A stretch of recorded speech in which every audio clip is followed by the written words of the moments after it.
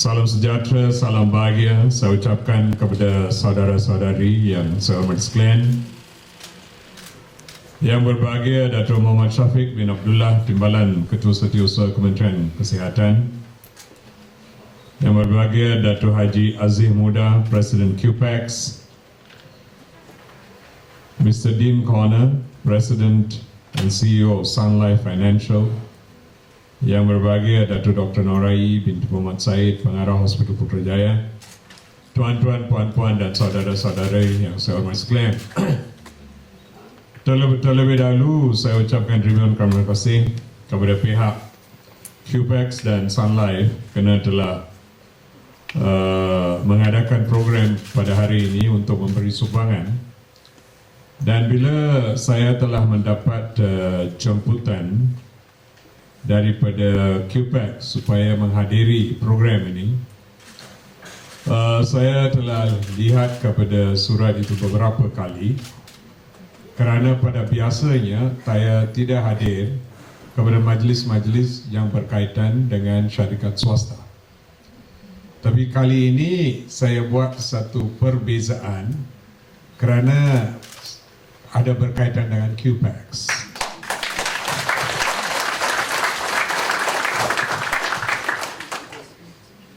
Saya dan Cuepacs mempunyai satu perhubungan yang erat daripada masa saya menjadi Menteri Sumber Manusia. Perhubungan itu tidak lupa lagi. Khasnya, kerana saya tahu lebih daripada 80 sampai 90 ribu kaki tangan, khususnya jururawat yang menjadi ahli di dalam Cuepacs. Dan di dalam keahlian Cuepacs, selepas guru-guru, jururawat yang menjadi jumlah yang paling besar. Dan kalau guru dan jururawat berkongsi, mereka boleh menentukan siapa yang akan menjadi Presiden Cuepacs. So ini ialah politik di sebalik. Dan itu sebab saya dah memberi satu buat keputusan, lebih baik saya hadir sebagai satu tanda sokongan kepada semua ahli-ahli Cuepacs yang ada di dalam dewan ini.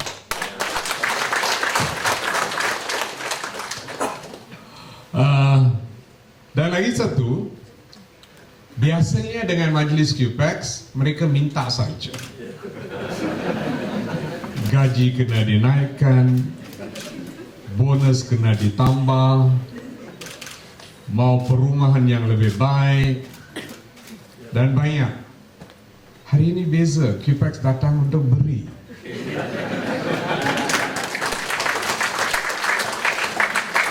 So saya ingat mungkin dasar Cuepacs sudah ubah daripada satu institusi yang selalu minta untuk menjadi satu institusi yang akan beri saja daripada sekarang.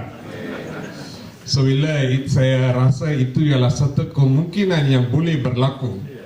Saya merebut peluang itu untuk memberi sokongan supaya Cuepacs dari hari ini akan beri lebih banyak daripada minta. So daripada sudi itu saya cakap baiklah ini hari memberi dorongan kepada Cuepacs dan sokongan supaya lepas ini Cuepacs akan tampil ke hadapan lebih memberi. Bukan saja kita boleh minta juga lah.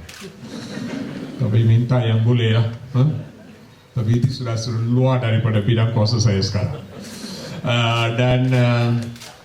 So saya ucapkan terima kasih kerana menggunakan perhubungan dengan Sun Life Financial Asia untuk memberi sumbangan hemodialysis machine dan high flow nasal cannula. Walaupun mungkin pada keseluruhannya sumbangan ini bukan yang begitu besar, tapi tujuannya yang lebih mustahil. The intention is more important. Dan daripada segi itu saya memang ucapkan terima kasih kepada pihak Cuepacs dan pihak Sun Life Financial I'd like to express our thanks as part of your CSR and in line with your working relationship with Cuepacs to come forth and give this contribution towards Putrajaya Hospital. And I'm sure that will further increase the facilities that you have to give more and better services to our people. And I thank you very much. And I also take note of the key points in your speech, which highlighted the commitment of your company on a global level to be part of us in the fight against non-communicable diseases, particularly diabetes, which is a big challenge to us. We recently released the National Health Mobility Survey results for 2015, which I did about a week ago. And the results show that 17.5% of Malaysians are diabetic, those above 18 years of age. And the more tragic thing about that is only about 9% know that they're diabetic. That's in line with the figure which you showed just now. You said 1 in 11, approximately that. But ours is more than that. Only 9% know that they are diabetic. The 8.5% do not know that they're diabetic. The head of endocrinology for the national is sitting just in front of me. So it's on the onus on you, Zanaria, to make sure that you identify all the rest of the 8.5%. Well, there in the community, but we don't know who they are. That's our biggest challenge. They are there. So we have to identify them. Because these are the fellas who come to us with end-stage renal failure, with blindness due to diabetic complications, with non-healing ulcers requiring amputations and all that. And they're a big, big burden on our health system. So it's a big challenge and we're taking it very seriously.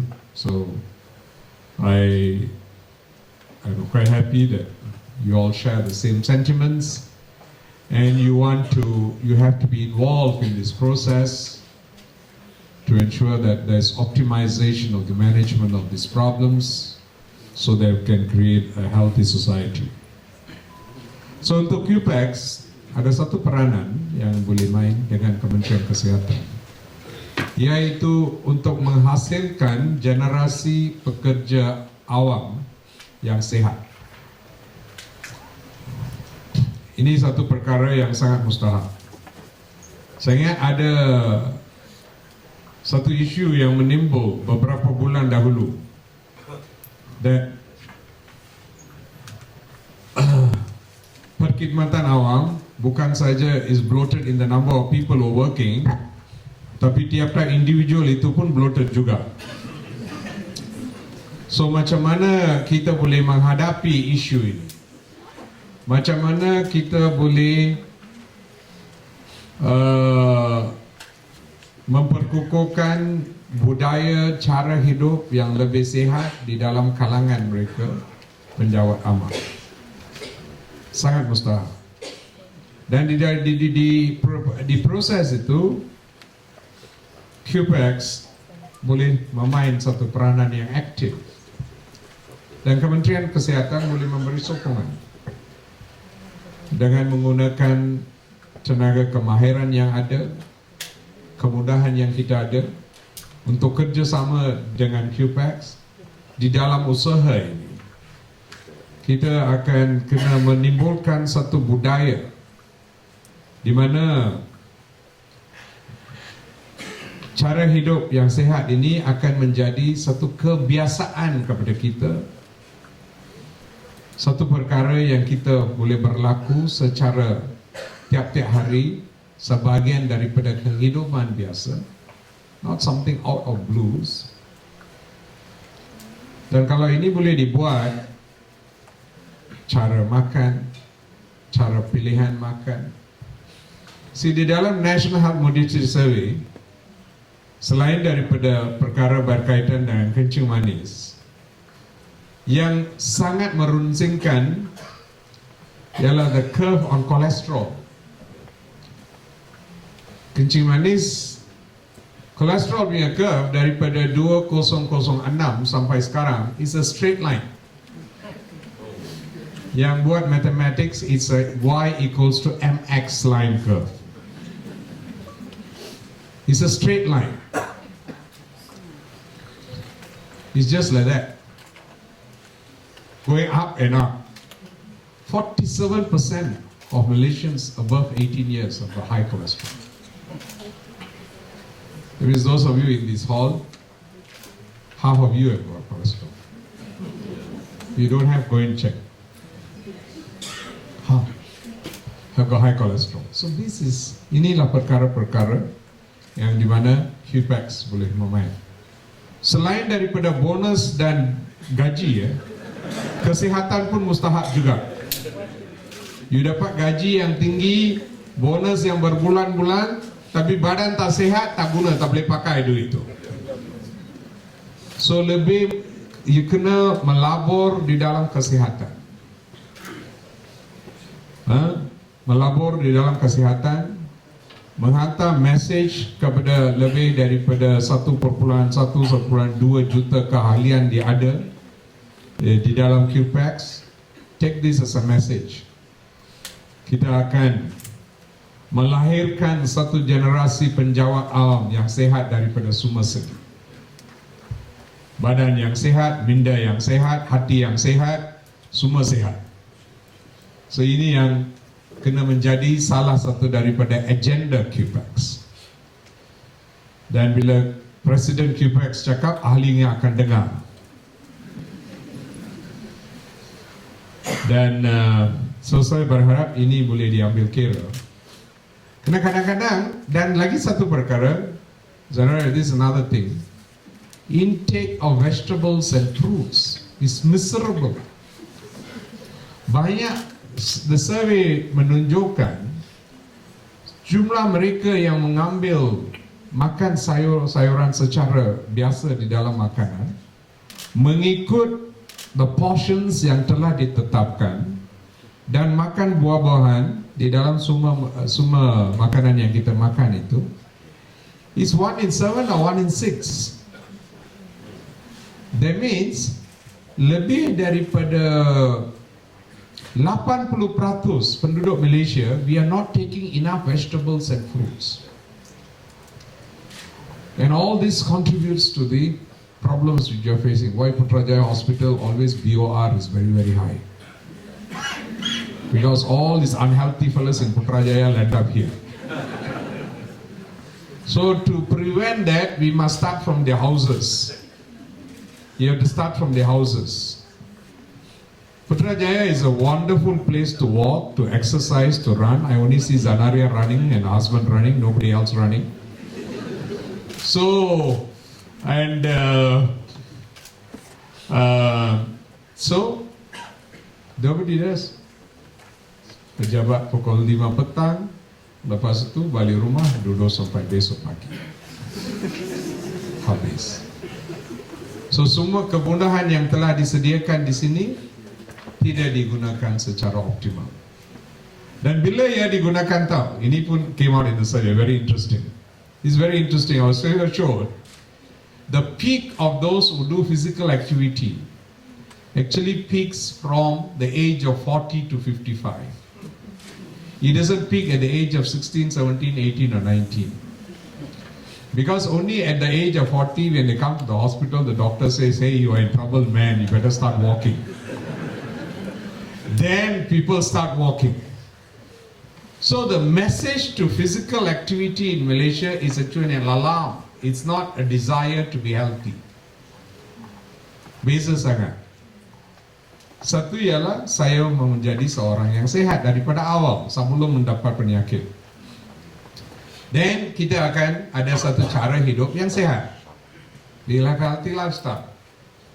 Nombor dua ialah bila doktor sudah cakap, hey, sudah ada masalah lah, jantung sudah ada isu, darah tinggi, kolesterol sudah tinggi, you kena buat exercise. Masa itu you nampak semua itu, perut yang boncet semua, cuba jalan dan lari. Tak boleh gerak pun badan, tapi itu yang masa dia mau jogging. Too late. Too late. Ini yang berlaku. And actually shows it peaks around 40. I was amazed. How did physical exercise peaks at 40? Then only I realized that was when the doctors told them that you are in trouble, man. You better start walking. Then people are starting walk. See? That's the message. So dan daripada keseluruhannya memang ada banyak Cuepacs boleh buat.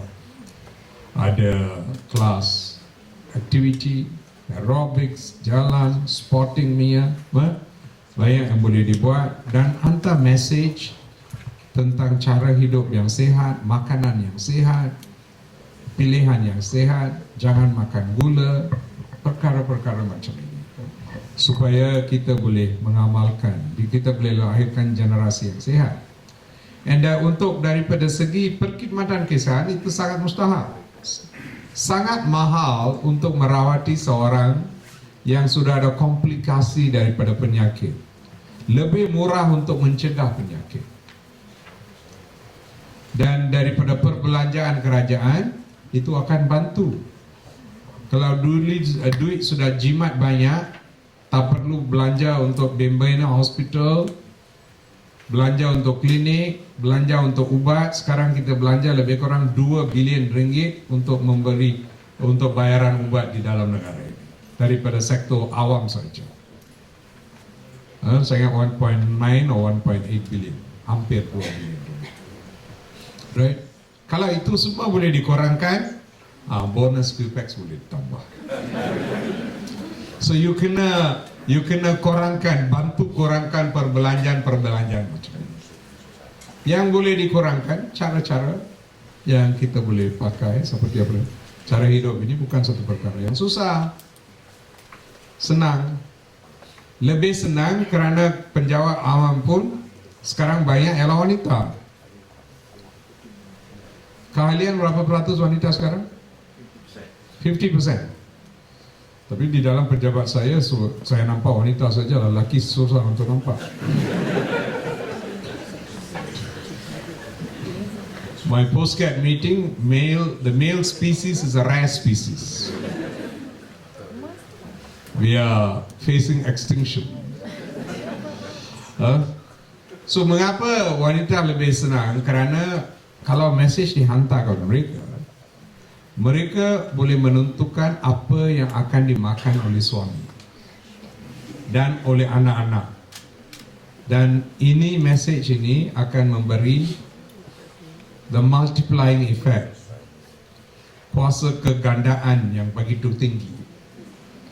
That multiplying effect akan memberi kesan yang lebih tinggi, directing mothers and wives.